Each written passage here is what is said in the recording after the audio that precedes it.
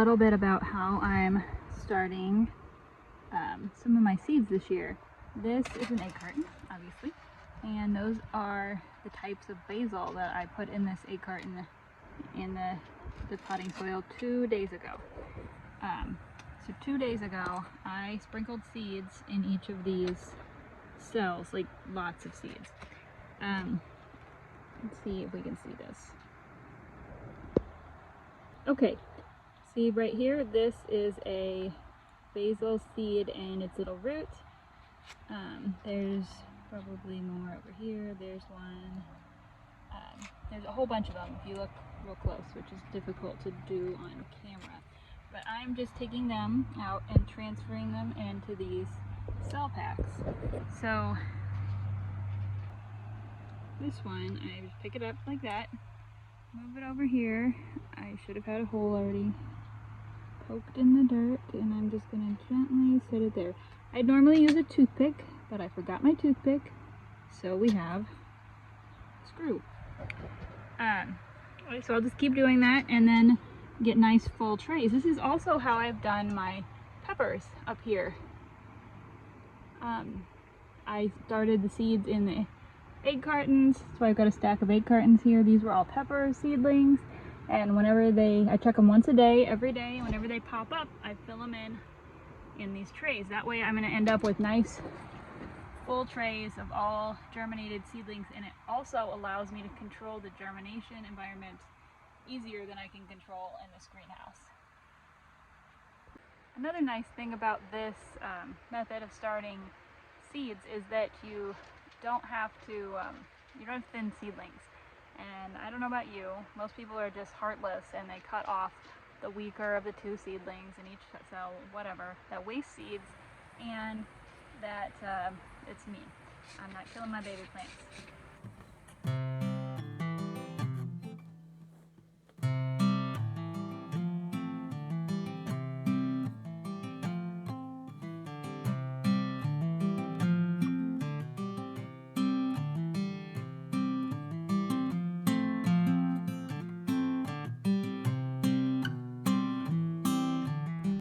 Benefit to starting seeds this way is not having to deal with tiny seeds, but it can be very easy to overdo it, as I have with these Persian basil seeds. I've got almost half a tray now full, over half a tray, 2/3 of the tray full of Persian basil, and I haven't even gotten into the Thai basil, cinnamon basil, purple basil.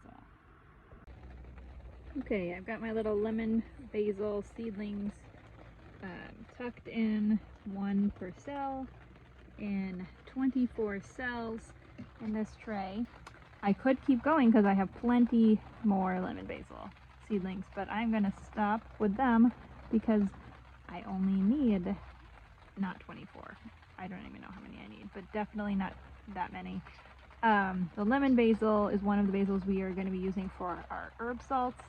And I usually don't grow that much, maybe like 10 plants, maybe 15, but anyway, we're gonna plant more, but no more than 24 in the vegetable garden.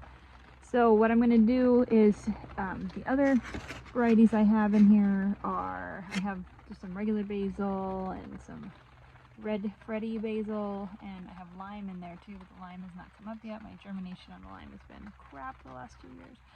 But I'm going to fill up the rest of the tray with other basils that we plan to have in the garden for eating, and then I will make another tray for flower farm basil. The point is that I don't need 65 trays of basil, and I can sell the extras, and I've got plans for them, but I need to make sure that what I need to grow is all put together in 2 trays so that it doesn't take up more space than I had planned. Kind of same thing with the peppers that I've been moving. I have a lot more pepper seedlings coming up than I planned. And they're in this box down here right now, which you can't see because the glass is so dirty. You can kind of see them over there. Anyway, the peppers are in there because it's warmer. Anyway, with the peppers, I need to make sure that I stick to my original plan. Even though I put probably 500 pepper seeds in the germination chamber, I only need 288 peppers, and I actually don't need that many. I need like 150, but I want to have extra, and I planned on 4 trays, 72 cell trays, so I need to make sure that's where my main peppers are, in those 4 trays. And then they will be able to go in the box and stay warm. And then I need to keep my main tomatoes in 5 trays, because that's how much I have room for. And at that point, I don't know what's happening to the basil. We'll see. There's just some things that really like warm, and I can't keep this greenhouse that warm. Look at these peppers. They're so purple. So cool. They are, looks like Bueno Mulata peppers from Baker Creek. Hopefully I said that right. They're supposed to make purple peppers that ripen to red. Oh, there's more rain. But the color is so cool. They come out like green, but it looks like the more sun they get more purple in the leaves.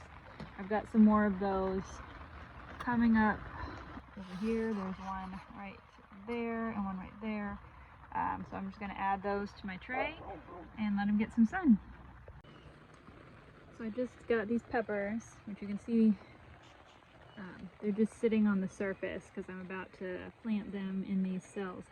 I've found that when I'm doing this with these tiny seedlings, that right after they're planted, they're kind of hidden, like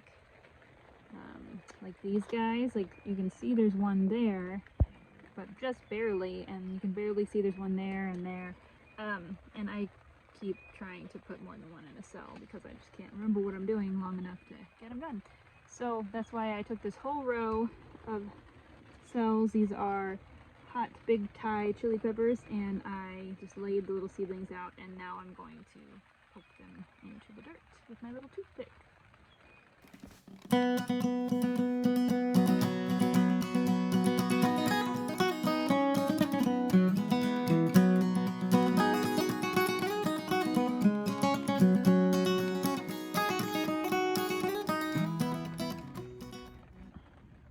Okay, it's hard to do this with one hand. Bigger hole. I'm trying to keep the root straight, and then I'll just, some of these, I'm not even sure how this got this long because I check these every day and there were no sprouted seeds yesterday, and now this is a monster. I'm not sure how I missed him. Get down in the hole, little guy. There we go. This is another monster. A big hole. Overall, though, I've found that these are really, really resilient. They don't really want the roots broken off at all, but a little bit of breaking off the end hasn't seemed to hurt them. And they do really well with this transplanting at this stage, and even a little bigger. If I had lights in my germination chamber, I would probably leave them in until they were about this size, but I don't. It's completely dark in there. So as soon as they pop out, I need to get them out of there. Well, as soon as they pop out of the dirt. It's dark in the dirt, so they're fine in there.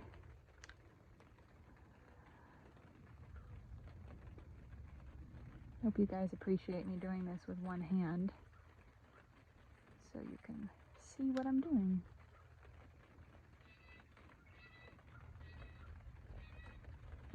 Alright, now I will take my spray bottle and squirt just a tiny bit. This dirt is already pretty wet, so I just need to make sure that it settles around the roots. And sometimes there's or I guess the root, there's not really like multiple roots on these yet. Sometimes there's like a kind of a hole, there's just not enough dirt, and I have to take a little bit of my stuff, seed starting stuff, and kind of fill it in.